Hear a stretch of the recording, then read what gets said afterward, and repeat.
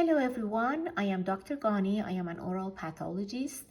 This is the second video I have prepared for you about oral lichen planus.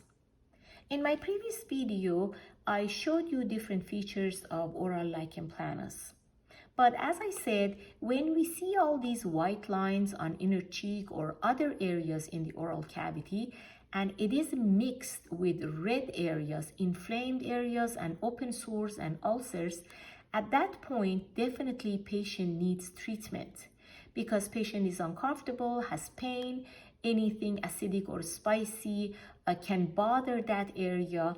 And if lichen planus is involving the gingiva, it is also painful and patient has a really hard time to brush and floss even.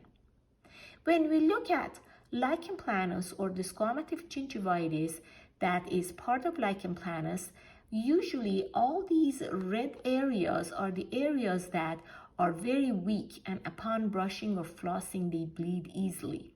But the areas that they are white and they're showing all these branches like lichen, those are the areas that usually are not symptomatic.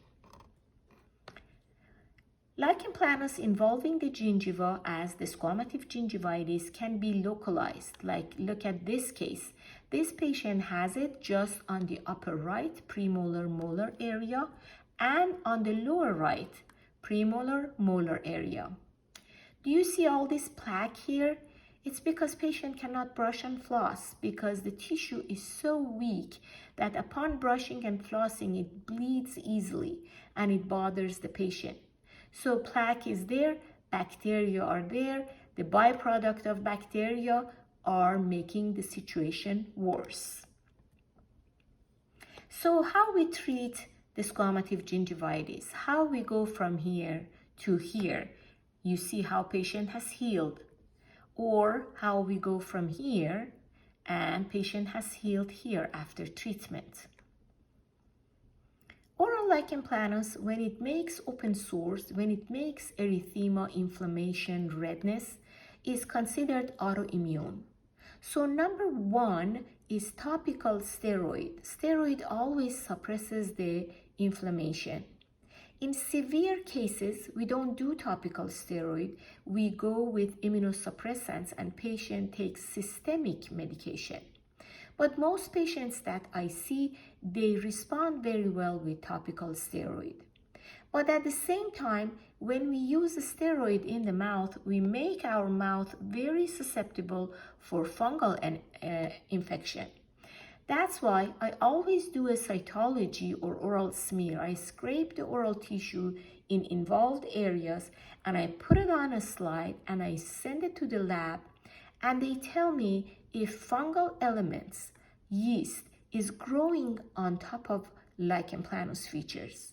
Basically, yeast infection or fungal infection, it's not the main problem, but because patient has lichen planus and the squamative gingivitis, fungal elements, they grow on top of it. A lot of people are positive. A lot of people after using the steroid rinse, gradually they become positive. So it's very important to give the patient topical steroid and antifungal medication if patient is positive, and if not, we should recheck the patient, and if they develop yeast on top of lichen planus, we have to give them antifungal on top of topical steroid. The third treatment is low-dose antibiotics. A lot of people are on low-dose antibiotics for controlling their acne problem. Same thing with lichen planus.